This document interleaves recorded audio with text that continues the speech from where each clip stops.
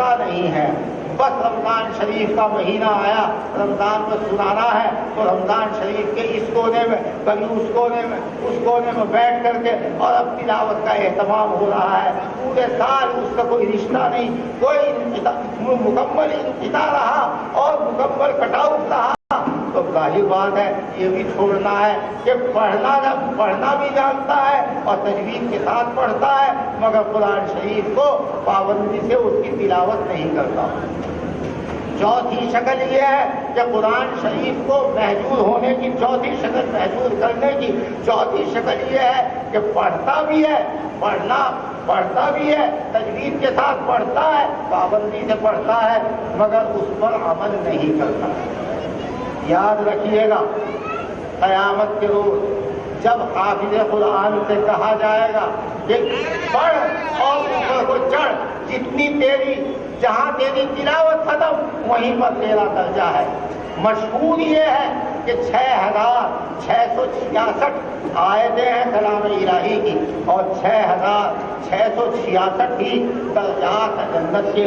سب سے اوپر کا جو درجہ ہے جنت کا جنت الفردوس, جس کی چھت عرش اعظم ہے, عرش اللہ کا عرش ہے.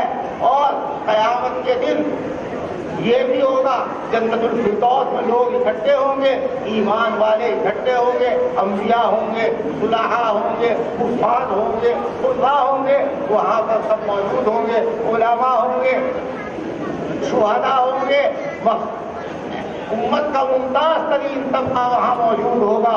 تو جس وقت وہاں موجود ہوں گے تو اللہ کی طرف سے سلام قولا من رب رحیم, اللہ تعالیٰ سلام فرمائیں گے ان جنت والوں سے, السلام علیکم سلام قولا من رب رحیم. اور یہ بھی بات روایات میں آتا ہے کہ سورہ رحمان پڑھ کر اللہ تعالیٰ سنائیں گے ایمان والوں کو. کیسا لطف آئے گا, اللہ کی تلاوت ہو رہی ہوگی, اللہ تعالیٰ پڑھ رہے ہوں گے, اللہ تعالیٰ اپنے کلام کی خود تلاوت کر رہے ہوں گے اور جنتی اس میں محسوس ہو رہے ہوں گے, وہ اس میں خرسند ہو رہے ہوں گے, کامیاب ہو رہے ہوں گے. کیسا لذیذ وقت آئے گا. علماء نے لکھا ہے کہ 3 دل اگر اکٹھے ہو جائیں تو اللہ کی رحمت کے نزول میں کوئی شک نہیں رہتا. ایک دل تو ہے رات کا یعنی تہجد کا وقت, اور ایک دل ہے مومن کا, اور ایک دل ہے پورے قرآن کا یعنی سورہ یاسین شریف. اگر تہجد کی نماز میں سورہ یاسین شریف خلوص قلب کے ساتھ کوئی پڑھے تو اللہ کی رحمت کے نزول میں کوئی دیر نہیں لگتی. اور سورہ یاسین کا دل بھی بعض علماء نے لکھا ہے کہ یہ آیت ہے سلام قولا من رب رحیم.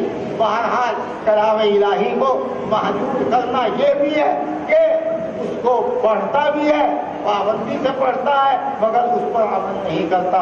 یاد رکھیے گا جس آیت کو پڑھنا جس آیت پر عمل نہیں کیا وہ آیت بھول جائے گا.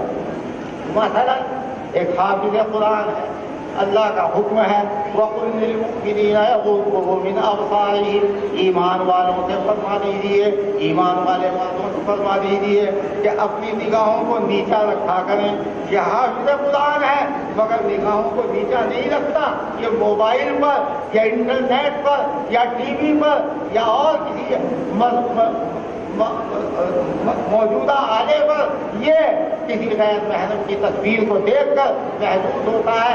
بازار میں جاتا ہے تو اڑنے والی غیر محرم تتلیوں کو یہ دیکھتا ہے اور محسوس ہوتا ہے, تو یہ آیت وہ بھول جائے گا. اللہ نے فرمایا یا ایھا الذین آمنوا استعینوا بالصبر والصلاۃ, اے ایمان والو تم مدد حاصل کرو نماز سے, صبر سے اور نماز سے. تو اگر صبر نہیں ہے, اگر صلاۃ زندگی میں نہیں ہے تو یہ آیت بھول جائے گا. اس اس آیت کو، موت کا جھٹکا بلا دے گا اس آیت کو جو آیت جو اس کے عمل میں نہیں تھی۔ کلام الہی اس لیے آیا ہے کہ ہم اس پر عمل کریں۔ فرمایا رسول اللہ صلی اللہ علیہ وسلم نے ارشاد فرمایا والقرآن حجۃ لک او علیک، قرآن یا تو تیرے حق میں گواہی دے گا کہ یہ مجھے پڑھتا تھا، پابندی سے پڑھتا تھا، تلاوت کرتا تھا، اپنا آرام چھوڑتا تھا، اپنی نیند کو قربان کرتا تھا اور عمل کرنے میں اپنے نفس کی خواہشات کو کچل دیتا تھا، لیکن قرآن کے اوپر عمل کرتا تھا۔ قرآن جس کے حق میں گواہی دے گا وہ جنت میں سرخرو ہوگا، داخل ہوگا، کامیاب ہوگا، اخیر منزل تک پہنچے گا۔ اور اگر کلام الہی کے کسی حصے پر عمل نہیں کیا وہ حصہ بھول جائے گا اور وہیں پر اس کا درمیان ہی میں اٹک معاملہ ہو جائے گا، درمیان ہی میں رک جائے گا۔ قسمت کی خوبی دیکھیے، ٹوٹی کہاں کمند تو جا رہا تو جب پہ لبے بام رہ گیا۔ افسوس کرے گا لیکن افسوس کرنا اس دن کام نہ آئے گا۔ میں اپنے ان معلمات سے، ان معلمین سے، ان طلباء سے اور ان طالبات سے میں یہ کہتا ہوں کہ کلام الہی کی تلاوت کی پابندی جاری رکھنا، اپنے اساتذہ کا ادب کرنا۔ آج کل ادب میں بہت بڑی کمی رہ گئی ہے، بہت بڑی کمی ہو گئی ہے۔ ادب کے سلسلے میں اساتذہ سے تعلق نہیں رہا۔ ہمارے ماشاءاللہ مولانا یہ عبدالقوی صاحب، اللہ تعالیٰ ان کی عمر میں اضافہ کرے، اللہ تعالیٰ ان کے فیض کو عام اور تام کرے۔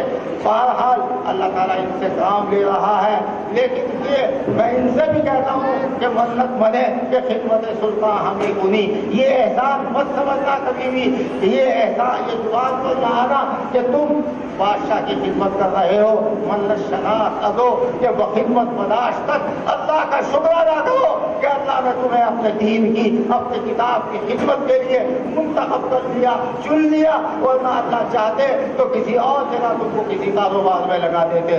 بہرحال اللہ کے یہاں معاملہ قابلیت کا نہیں ہے، اللہ کے یہاں معاملہ تو وہی مقبولیت کا ہے۔ دادے اورا قابلیت شرط میں بلکہ شرط قابلیت دادے اوست، مطلب یہ اللہ کے یہاں قابلیت کی کوئی شرط نہیں ہے، وہ انعام جس کو دینا چاہتے ہیں ان کے یہاں تو مقبولیت کا معاملہ ہے۔ یہ چند باتیں میں گوش گزار اس لیے کر رہا ہوں کہ ادب کرو، ادب کرو، ادب ہی سے انسان انسان ہے، اور ادب جو نہ سیکھے وہ حیوان ہے۔ اگر درسگاہ میں آؤ تو درسگاہ کا ادب کرو، اور اگر کلام الہی کی تلاوت کرتے ہو، کوئی کاپی ہے، کوئی کتاب ہے، کوئی قاعدہ ہے تو اس کا بھی ادب کرو، اس پر کچھ لکھو مت، اس کو موڑو مت، بلکہ پورا ادب کرو۔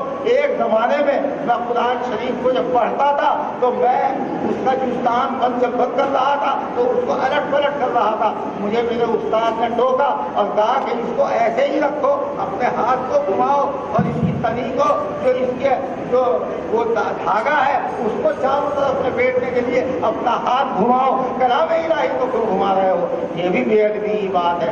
ادب اسی میں ہے۔ حضرت مولانا اشرف علی تھانوی رحمۃ اللہ علیہ فرماتے ہیں کہ مجھے یاد نہیں پڑتا کہ میں کبھی بائیں کی جانب بیٹھا ہوں اور میں سراہنے کی طرف بیٹھا ہوں اور میں نے بائیں کی طرف رکھ کر کھانا کھایا ہو، مجھے کبھی یاد نہیں پڑتا۔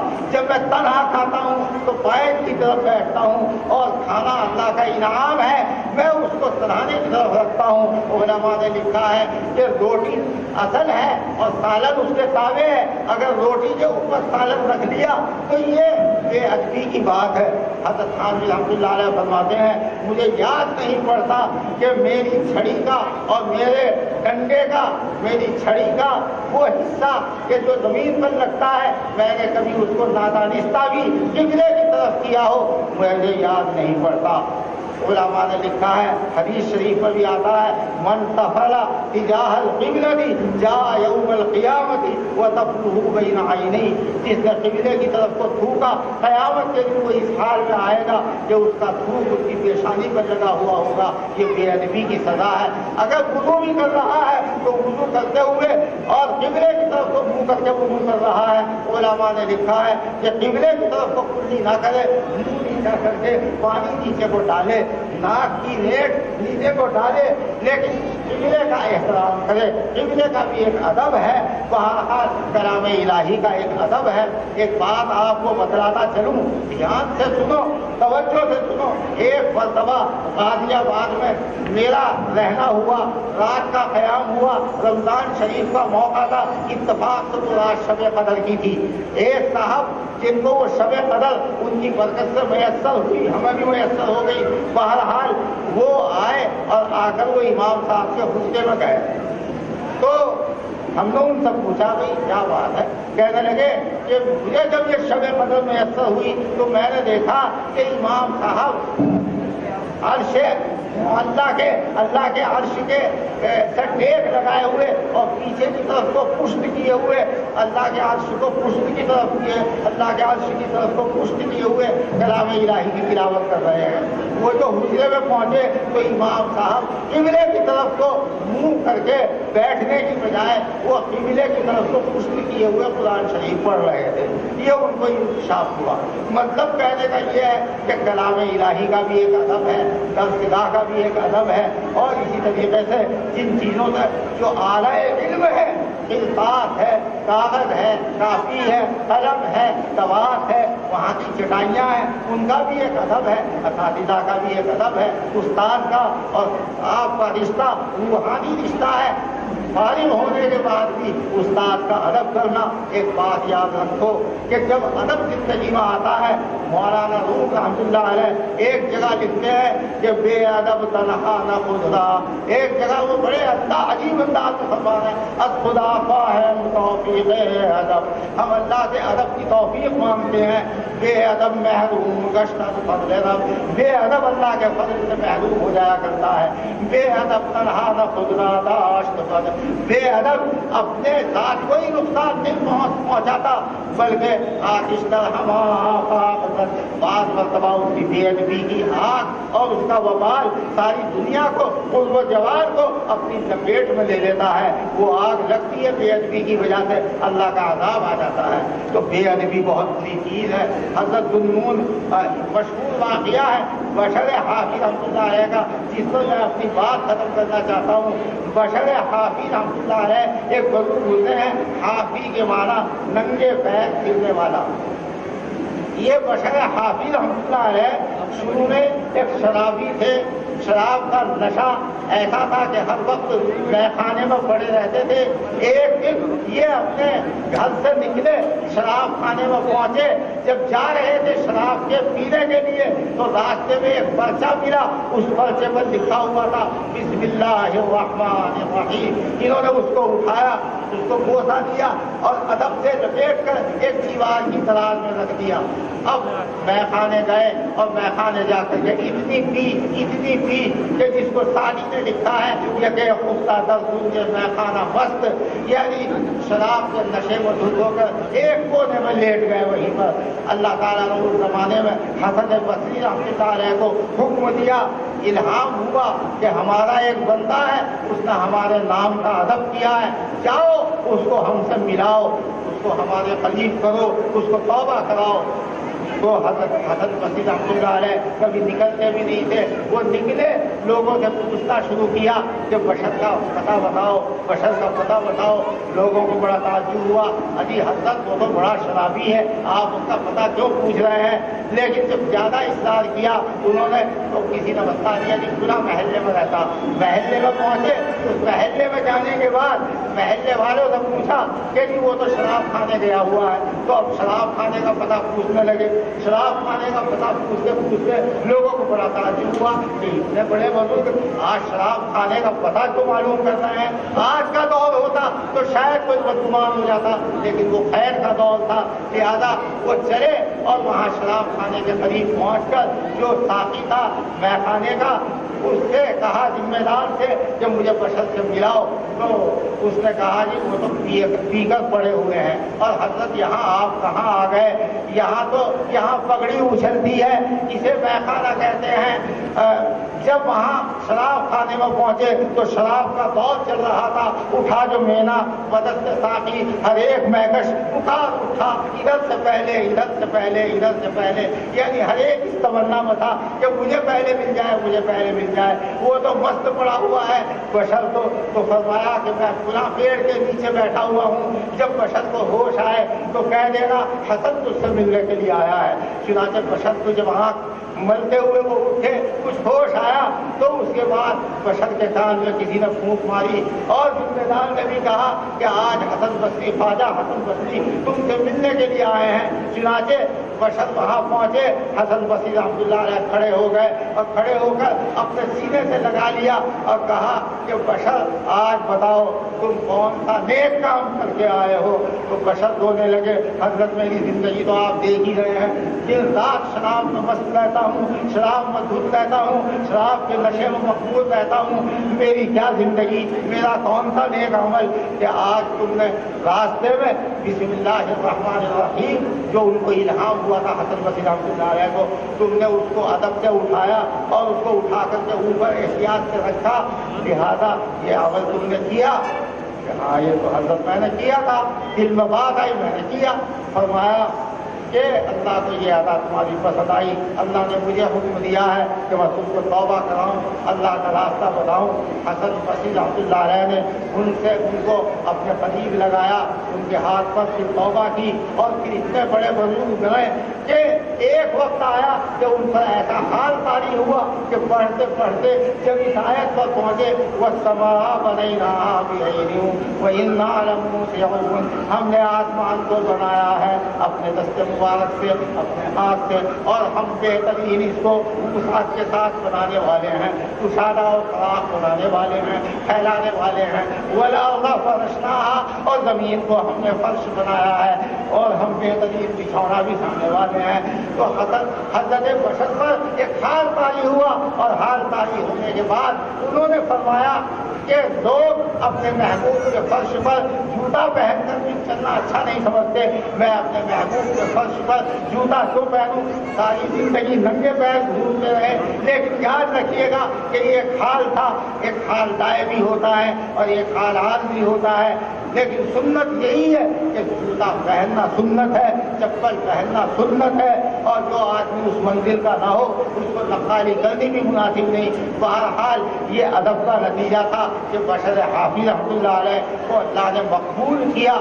تو میں اپنے طلبا کو یہی وصیت کرتا ہوں کہ تم اپنی زندگی میں ادب کو لازم کر لینا، اپنے اساتذہ سے تعلق رکھنا۔ ہمارے استاد فرمایا کرتے تھے کہ زندگی میں کبھی نہ کبھی، اس زمانے میں خط چلتا تھا، ہفتے میں مہینے میں ایک خط بھیج دیا کرو، استاد کی دعا تمہارے شامل حال ہو جائے گی۔ یاد رکھو استاد سے تعلق رکھنا، مدرسے سے تعلق رکھنا، اس مدرسے کی مالی حالت کے لیے بھی اپنی پوری کوششوں کو، تمہیں جہاں بھی جاؤ تمہیں کوششیں کرنی ہیں اور اس تحقیق القرآن الکریم کے لیے تمہیں حصہ لینا ہے اور تمہیں یہ کام اپنی زندگی کا اوڑھنا بچھونا بنا لینا ہے۔ ادب کو لازم پکڑو۔ اور ایک بات اور کہتا چلوں کہ ابھی ہمارے ایک صاحب نے بیان کیا کہ خیرکم من تعلم القرآن وعلمہ، جب اللہ نے تمہیں سب سے بہتر بنایا، متعلم کو پہلے فرمایا خیرکم من تعلم القرآن وعلمہ کو بعد میں بیان کیا۔ معلوم ہوا کہ اساتذہ کا جو فیض ہے، اساتذہ کو احسان ماننا چاہیے ان طلباء کرام کا۔ یہ طلباء جو ہیں یہی ان کی خیریت کا ذریعہ بن رہے ہیں۔ اصل تو پڑھنے والے ہیں اور یہ پڑھانے والے جو ہیں یہ ان کے فیض رساں ہیں، اللہ نے ان کو فیض رساں بنایا ہے، یہ فیض حاصل کرنے کے لیے آئے ہیں۔ تو میں ان طلباء سے یہ کہتا ہوں کہ زندگی میں جہاں بھی جاؤ اور جس جگہ بھی جاؤ، اگر تمہارے ذہن میں کبھی یہ بات آئے کہ یہ گاڑی والا، یہ کوٹھی والا، یہ بنگلے والا، یہ فلاں عہدے والا، یہ فلاں منصب والا، یہ فلاں جاگیر والا، یہ فلاں جگہ کا پارلیمنٹ کا ممبر یہ مجھ سے بہتر ہے اور میں بہت گھٹیا ہوں، تو یاد رکھو تم نے کلام الہی کی توہین کی ہے۔ تم یہ سمجھو کہ اللہ نے تمہیں سب سے بہتر بتلایا ہے، اپنے نبی نے کے ذریعے سے اعلان کر دیا ہے کہ سب سے بہتر قرآن کو سیکھنے والا ہے اور قرآن کو سکھانے والا ہے۔ تو سیکھنے والا اول نمبر پر بہتر اور سکھانے والا وہ جو کہ ذریعہ بنا سکھانے والوں سیکھنے والوں کے لیے، تو یہ بھی بہتر۔ اللہ تبارک و تعالیٰ سے میری دعا ہے کہ یہ حضرات یہاں بیٹھے ہوئے ہیں اور کہہ گیا ہوں جنہوں میں کیا کیا کچھ یہ حضرات میری اصلاح فرما دیں گے. بڑھاپا ہے اور میری کمر میں چوٹ لگی ہوئی ہے. یہ چند کلمات اصل تو میں ان حضرات کا شکر گزار ہوں. ان حضرات کا فیض ہے جو حضرات علماء جہاں تشریف فرما ہے, ان کا فیض ہے جو میرے قلب کو منتقل ہوا, اور آپ حضرات کی دعائیں ہیں جو میرے قلب میں یہ باتیں آئیں. اللہ نے وقت پر کہلا دی. اللہ تبارک و تعالی ہم سب کو عمل کی توفیق عطا فرمائے.